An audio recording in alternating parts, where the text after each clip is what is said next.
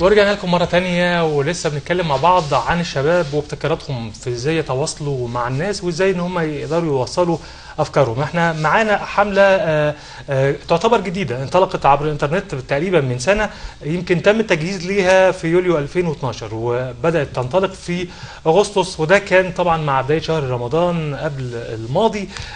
يمكن في غضون 10 ايام وصل عدد المشاركين ل 10,000 عضو، وكان اول اعلان وتصور للصفحة دي نشروه يقولوا بس احنا عايزين نقول في البداية ان هو حملة انا صيدلي. هنشوف مع بعض الحملة دي الموجودة على الفيسبوك ايه مدى صداها وايه مدى فعاليتها واحنا هنستفيد منها ايه. هنخش مع بعض ونعرف. ندخل مع بعض على صفحة أنا صيدلي. الحملة اسمها أنا صيدلي أنا فاهم شغلي. صفحتها موجودة على الفيسبوك. زي ما هم كاتبين كده بيقولوا إن التصور اللي تخيلناه لنجاح الحملة هو إننا نعمل نشاط واضح للناس في أماكن تجمعهم الراقية بالتحديد، وهنقول لهم وهنقول ليه كمان شوية. هنقدم ليهم خدمات صيدلانية بتعتمد على البيشنت كونسلنج أو الاستشارات من قبل المريض اللي المفروض يحصلوا عليه بخصوص الأمراض اللي بيشتكوا منها أو الأدوية اللي بيتعالجوا بيها، بجانب مراعاة بعض المناسبات اللي قربت تحل علينا. زي ما هم كاتبين طبعا الصفحة دي أو الكلام ده مكتوب من زمان شوية، زي رمضان مثلا هم كانوا بيستعدوا لقدوم رمضان بشكل أو بآخر من خلال شغلهم في حملة أنا صيدلي أنا فاهم شغلي، وإزاي الناس تقدر تتعامل مع دواها وأكلاتها في رمضان. يعني كانوا بيحاولوا يربطوا مجال عملهم أو خبرتهم الصيدلانية بالناس بطريقة عملية. يمكن الصفحة موجودة معانا على الشاشة، صفحتهم على الفيسبوك. ويمكن يعني الصفحة والكلام اللي موجود فيها يعني بيختصر عمل الحملة وبيوجز هم بيعملوا ايه بالظبط وبيحاول يفهمنا بشغلهم. يعني يمكن طبعا الصفحه مميزه جدا، بس نتاكد طبعا ان الدكتور اللي انت بتروح له بيبقى المفروض فاهم شغله، الصيدلي اللي انت بتروح له فاهم شغله. يعني طبعا احنا عايزين نعرف مين الصيدلي اللي فاهم شغله، عايزين نعرف اكتر عن الصفحه. احنا معانا استاذ الدكتور احمد جويلي ادمن الصفحه، عايزين نرحب بيه في البدايه. اهلا بيك يا دكتور احمد. اهلا بحضرتك يا عادل. اهلا بحضرتك. مساء الخير يا دكتور واهلا بيك معانا في نت شو. عايزين نعرف منك حمله انا صيدلي انا فاهم شغلي. قول لنا الحمله، ادينا فكره عنها اكتر، بدات ازاي ومن امتى ونسقتوا لها وجمعتوا بعض ازاي؟ طيب زي ما بنحب نبدا كلامنا دايما بنحب نقول رب اشرح لي صدري ويسر لي امري واحلل عقدة من لساني يفقهوا قولي. احنا بكل بساطه عباره عن حمله بقالها اكثر من سنه، بالتحديد 14 يوليو 2012. كان هدفها واضح جدا وهو استعاده ثقه المريض المصري في الصيدلي المصري.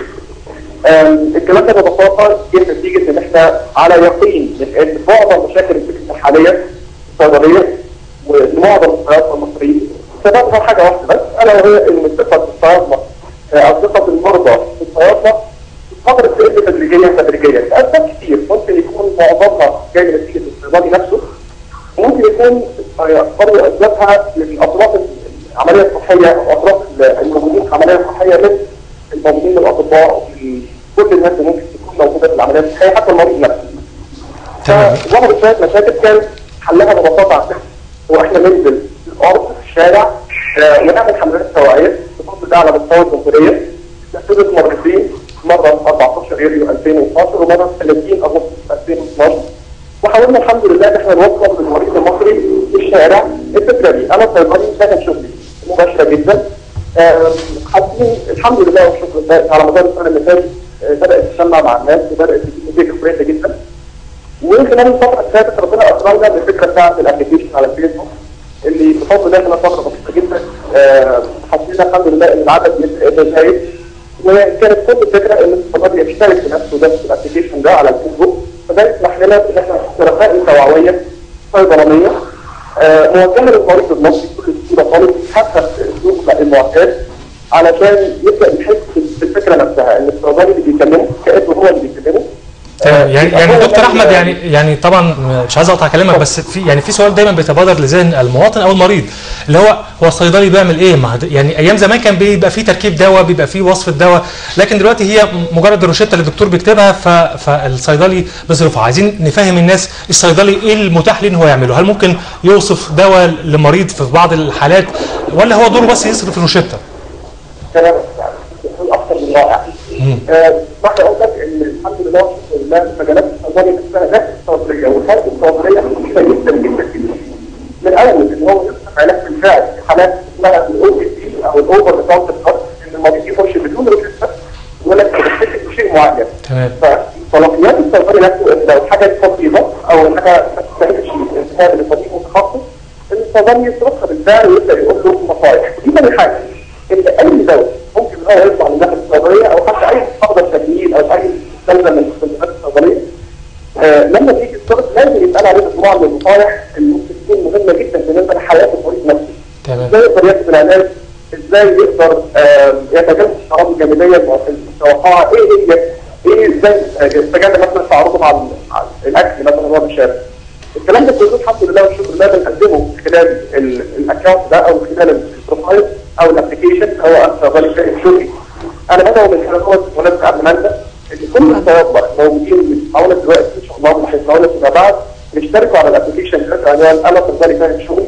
وده مفيده جدا ان شاء الله لغايه ما تزوركم الثالث. شكرا لك يا انت رائع. ده هيساعدهم جدا ان شاء الله على استعاده ثقه المرضى باذن الله فيهم ويخليهم بكل بساطه يحسوا بذلك كرد فعل سريع. دكتور احمد عدد الصيادله المشتركين في الحمله معاك لغايه دلوقتي قد ايه؟ الحمد لله والشكر لله خلال اقل من 10 ايام وصل ما يقرب من 18 او 19,000 صيدلي بفضل الله، صيدلي صيدليه على مستوى الجمهوريه الحمد لله. الحمد لله بالتوفيق دكتور احمد، وبنتمنى ان كل المصريين كل واحد يبقى عارف شغله، دي يعني حاجه رائعه جدا. انا اتمنى ان شاء الله، وده دي رسالتنا بالنسبه للصيادله وان شاء الله هنحققها باذن الله على خير. باذن الله. شكرا ليك يا دكتور احمد، وشكرا لكل الشباب اللي بيحاول ان هو ينهض بشغله، ينهض ببلده من خلال العمل اللي هو فاهم فيه. فعلا حمله رائعه جدا يا اسماء، حمله جميله جدا. طبعا بنشكرك دكتور احمد جويلي ادمن صفحه انا صيدلي انا فاهم شغلي. طبعا زي ما انت قلت هي حمله متميزه جدا وفكره جميله، يعني 19,000 صيدلي لغايه دلوقتي مشاركين فيها، وبالتاكيد اللي هيسمعنا دلوقتي من الصيادله وحابب ان هو يشارك في الحمله اكيد هيكون اضافه طبعا للحمله وهيستفيد وهيفيد كمان. يعني فعلا احنا بنتكلم دلوقتي عن كل الشباب بيحاول ان هو فعلا يستغل الفيسبوك وثوره الفيسبوك، ان دايما الشباب قاعدين على الانترنت على الفيسبوك، فبيحاول ان هو يعمل حملات يستفيد منها وعمليه حشد الافكار جميله جدا وبناءه. يمكن زي ما احنا شفنا مع بعض، يمكن على الصفحه هنلاقي في بوست بيلخص كل الصيادله فاهمين شغلهم ازاي وان هو يقدر ينهض بالمنظومه ازاي. فعلا فكره جميله جدا احنا شايفينها مع بعض على الشاشه دلوقتي، يعني فعلا حاجه مميزه جدا. زي ما انت قلت عادل، هو الفيسبوك بقى متنفس لكل الشباب، يعني مش بس حمله انا صيدلي انا فاهم شغلي، يعني هي طبعا نموذج يحتذى به للحملات الهادفه اللي ممكن يعملوها مجموعه من الشباب.